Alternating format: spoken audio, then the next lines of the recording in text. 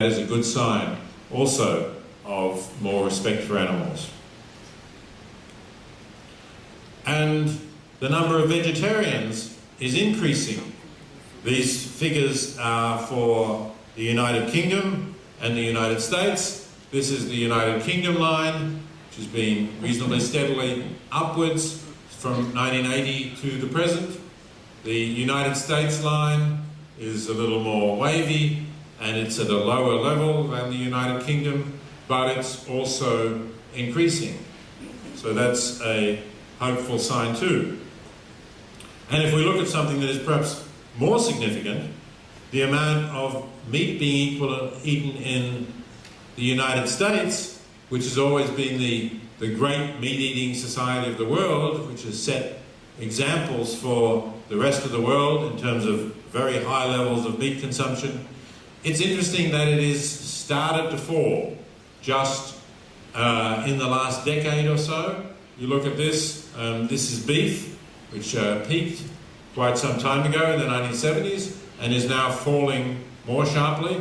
It's true that that was replaced by chicken, broilers, this orange line is chicken, but even that now is starting to fall off just a little bit, and pork is also slightly declining.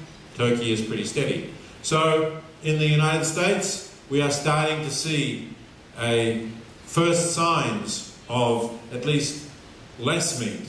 There's quite a popular movement called Meatless Mondays, calling on Americans not to eat meat on Monday, just so one day a week.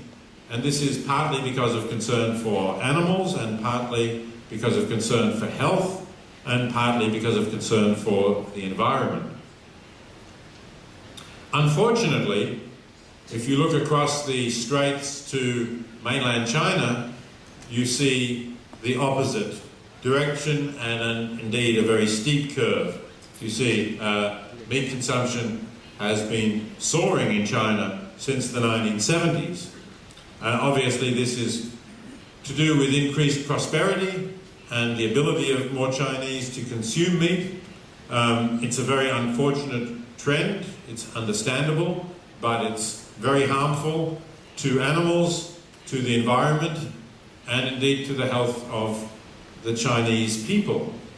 And I think we can only hope that this will in fact prove to be a temporary phenomenon, and that as Chinese people become more educated, more prosperous, they will follow the trends that Americans and Europeans have been following, and will move away from eating so much meat again, back to more traditional diets.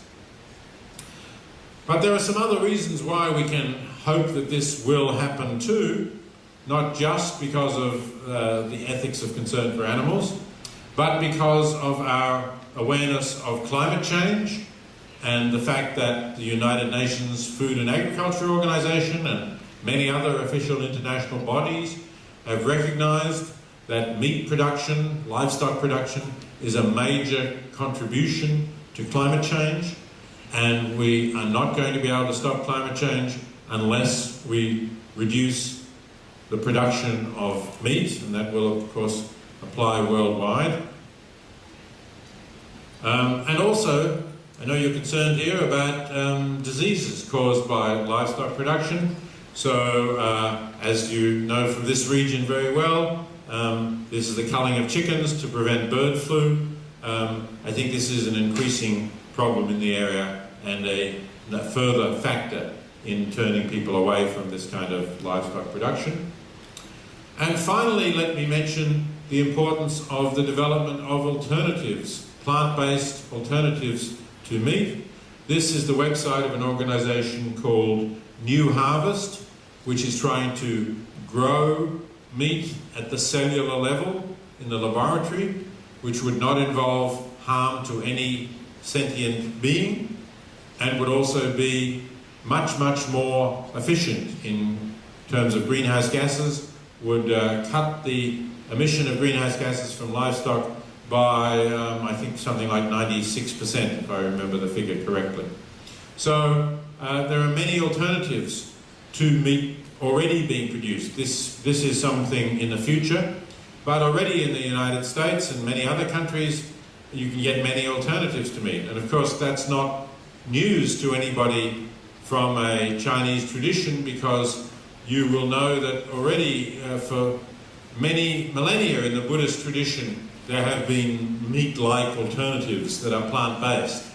But generally, these have not been eaten so much in Western countries, but we are now seeing a significant increase in them, both in the acceptance of them and in the quality of them. In fact, I will finish with a little story, amusing story of something that happened quite recently in the United States to show this. There is a very large chain of supermarkets called Whole Foods. It has more than 300 supermarkets across the United States. So recently, they mislabeled one of their products. They produced a chicken salad, but they put the label chicken salad on a salad that was made with fake chicken, with chicken that was made from a soy product. And they sold this product in their stores for some weeks before the mistake was noticed. So how many of their customers complained, having bought the chicken salad, and said, "This is not chicken"? The answer is zero. Zero, yeah. None of the customers even noticed that they were not eating real chicken. So I think that is a good sign that we don't, even if you like that particular taste, even if you have become habituated to the taste of meat, there are plant-based alternatives which are better for animals, better for the environment, and better for your health. Now I'm going to stop at this point because our chairman has told me that I think we have just a few minutes for questions. Is that right? So I will just take one or two questions. Our chairman will tell me when we have to close the session. But if you have questions, I would like to hear from any of you, and you can either ask your questions in English, or if you ask them in Chinese, then I will get a translation. Thank you.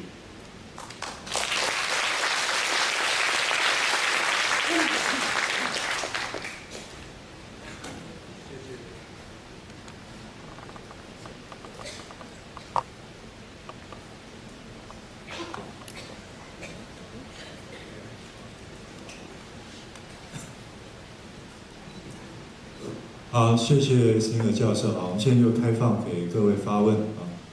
好，这边先请发言啊。然后第二位是钱教授，啊，第三位是那一位，好不好？请我们先开放3个问题。Hello. Thank you. Mark from Hong Kong. Okay, I think it's pretty easy to understand the concept that we should not exploit the interests of animals to fulfill our own interests.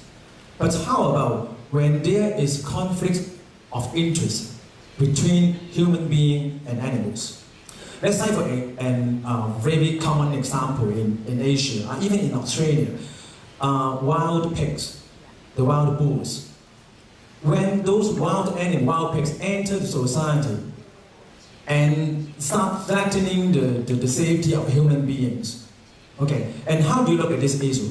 How should we balance the interests of human beings and animals, without making the animals suffer? Do you understand my question? Thank you very much. There certainly are unavoidable conflicts, and where we have a conflict, I think the correct approach is to try to minimize the harm that we do to all sentient beings, humans and non-human animals. So, for example, if we have wild animals that are harming humans, we have to do something about this. And it will depend on the situation. Maybe we can somehow keep them within a certain area through fencing or some other kind of control. Sometimes we may not be able to do this. We may be able to reduce their numbers by developing methods of controlling their fertility. That's, I think, a field in which we could do more research to find methods of fertility control. And sometimes, I admit, I think we have no alternative, no realistic alternative, but to kill them. And I do not say that that is always wrong, but I think it should be the last resort when everything else has been tried. And if we are going to do this, we should do it in the most humane way possible. So if we are going to kill animals, depending on wild animals, we should not trap them in ways that cause them to panic and suffer for sometimes hours or days before we find them in the trap. It's better if we have to kill them, to shoot them with some expert shot who can kill them instantly. I think that does make a difference. I'm not opposed to killing in all circumstances, but if we have to, I think we have to do it as humanely as we can. Can I have one follow-up?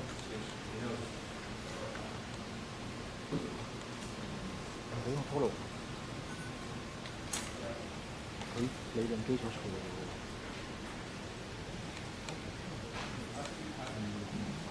I'll speak my question first in Chinese because I think the audience should be informed of what I would ask you. 那个刚刚那个 Singer 教授提到那本 Peter 的书，那本书今年在中国大陆会出版，因为那本书是800页的大书，所以我希望到时候那本书不管是在台湾或者在中国大陆，都会有一些很好的影响。那第二个就是我想请教那个 Singer 教授的是，我相信在座很多人都读过他的书，都读过，特别是那本《动物解放》。可是我想请问他说，在我的经验中间，各位之所以对动物的议题关心，不是因为读那本书，而是因为你先关心了那本书，帮你想得更清楚而已。那我想问他说，他在西方是不是也有同样的经验？如果是有同样的经验的话，是不是代表他的这个理论跟这个运动中间是有某些距离的？Now, my first comment is really that the Steven Pinker book is being published in China in the translation, and I agreed to write a preface for the book on the condition that they should make some publicity tour of a few cities in China. I really look forward to seeing that the book has some impact in China, in the Chinese intellectual world. Now, my second question is really concerned with your book, The Animal Liberation.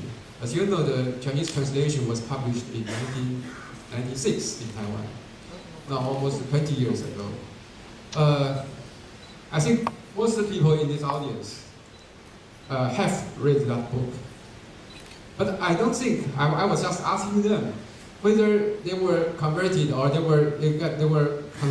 became concerned with animal issues because of that book or because of other factors. And personally, I think most people had been concerned with animal issues. And then they came across your book and got ideas or arguments from your book. I wonder if you have the same experience in the West, say in the United States or in other parts of the world, where very few people were converted to the cause of animal rights or animal liberation because of the book. But rather, I think your book did give them a lot of ideas and resources and arguments so that they can engage in arguments with other people. I think perhaps they would like to know your experience in the Western world. Thank you. Thank you.